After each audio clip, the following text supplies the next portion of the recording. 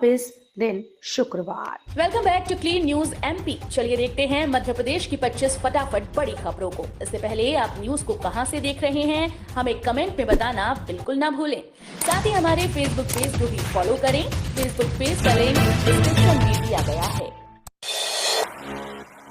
मोहन सरकार ने खाते में भेजे 15-15 हजार। मध्य प्रदेश में कोरोना काल के दौरान अनाथ हुए बच्चों के खाते में मोहन सरकार ने 15-15 हजार रुपए ट्रांसफर किए हैं।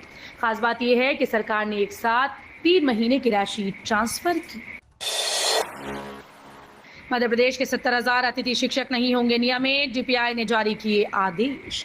प्रदेश के करीब 70,000 अतिथि शिक्षक नियमित नहीं होंगे। इस संबंध में लोक शिक्षण संचालनालय ने हाईकोर्ट के निर्देश पर अतिथि शिक्षकों के नियमित करने की याचिका का निराकरण करते हुए अलग अलग आदेश जारी किए हैं।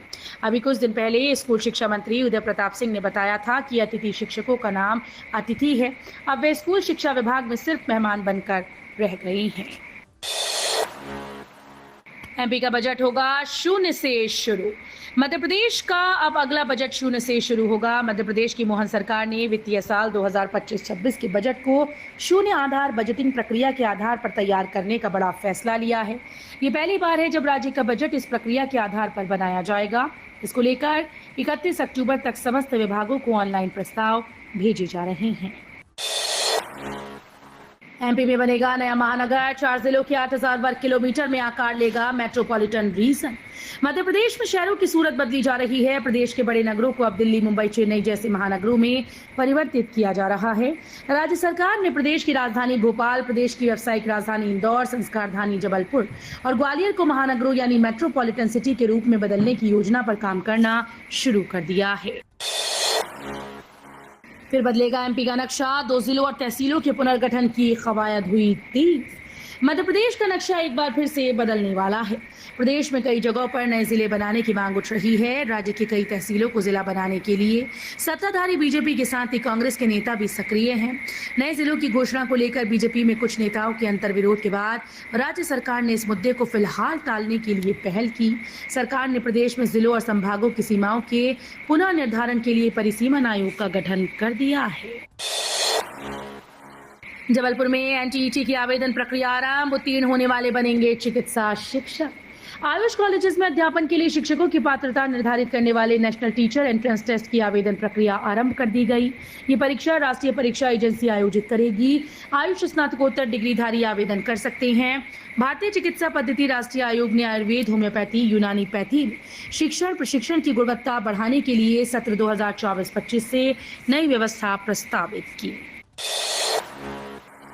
एमपी में आपराधिक बैकग्राउंड वाले नए सदस्यों को बाहर का रास्ता दिखाएगी बीजेपी।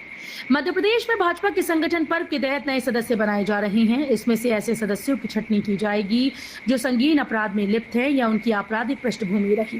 पार्टी के केंद्रीय नेतृत्व की गाइडलाइन के बाद प्रदेश नेतृत्व ने इस आधार पर छंटनी की तैयारी शुरू कर दी। मध्य प्रदेश अगले बजट में 64% तक मिलेगा कर्मचारियों को महंगाई भत्ता। मध्य प्रदेश के 7 लाख से अधिक कर्मचारियों को अगले बजट में 64% तक महंगाई भत्ता मिलेगा। पेंशनर्स के लिए भी इसी हिसाब से महंगाई राहत का प्रावधान रखा जाएगा। वार्षिक वेतन वृद्धि 3% की दर से होगी तो संविदा कर्मचारियों के पारिश्रमिक में 4% की वृद्धि के हिसाब से राशि रखी जाएगी। एमपी में 45 ट्रांसपोर्ट कांस्टेबल की नियुक्ति अवैध, नौकरी से निकालने का आदेश जारी। मध्य प्रदेश में 2012 में हुई 45 ट्रांसपोर्ट कांस्टेबल्स की भर्ती को 12 साल बाद अवैध घोषित कर दिया गया।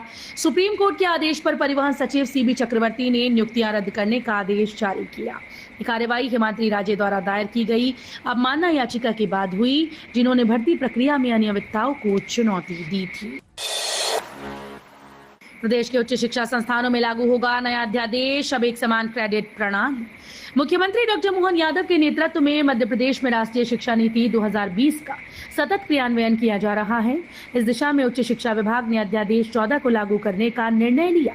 ये नवीन अध्यादेश प्रदेश के समस्त उच्च शिक्षण संस्थानों में लागू होगा, जिससे सभी संस्थानों में एक समान क्रेडिट प्रणाली सुनिश्चित होगी। अच्छी जलवायु और हरे चारे से बढ़ रहा दूध का उत्पादन, सरकार लगाएगी गैस पेट्रोल इंडस्ट्री, विरोध तेज।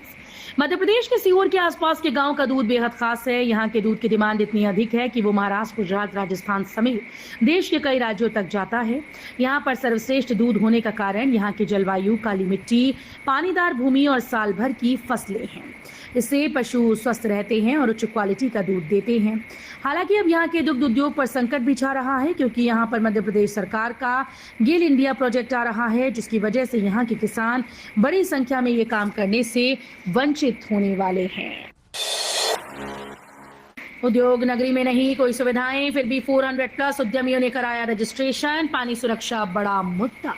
दमोह जबलपुर मार्ग पर मारूताल गांव में बसी उद्योग नगरी में आज तक प्रशासन कोई सुविधाएं उपलब्ध नहीं करा पाया।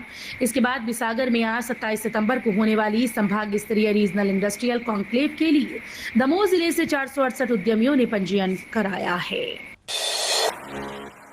सागर रीजनल इंडस्ट्री कॉन्क्लेव आज सीएम उद्योगपति और निवेशकों से 1-to-1 चर्चा करेंगे।